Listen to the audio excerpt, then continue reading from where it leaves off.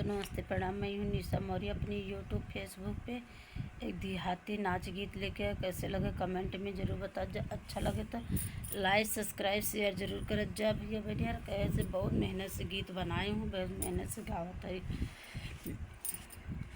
भैया बहिनिया भुलाई गए न हुआ नहीं नहीं आए ने। भैया बहिनिया भुलाई गए न हुआ नहीं नहीं आए।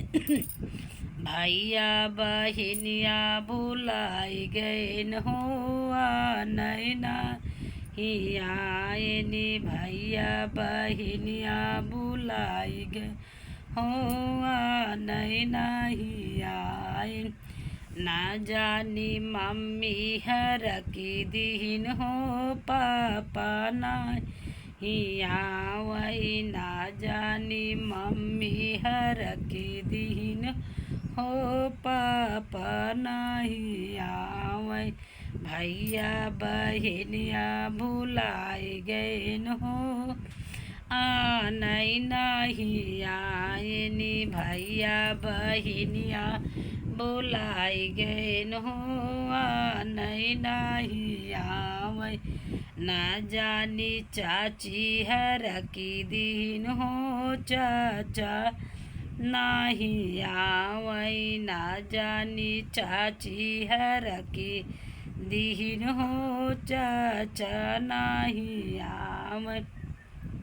भैया बहिनिया भुलाई गए न हो नहीं नहीं आए नी। भैया बहिनिया भुलाई गए न हो नहीं नहीं आए। ना जानी भाभी हर की दीन हो भैया नहीं आवई। ना जानी भाभी हर की दीन हो भैया नहीं आवई।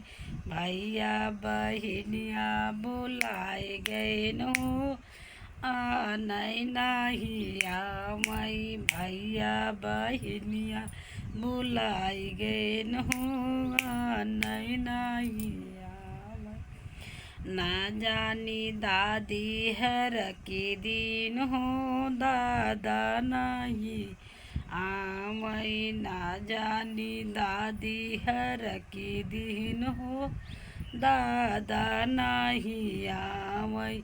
भैया बहिनिया भुलाई गए नो नहीं नहीं आए। हमारा नाच गीत कैसे लगा कमेंट करके ज़रूर बताओ। जब अच्छा लगा तो लाइक सब्सक्राइब शेयर ज़रूर करो। जाए।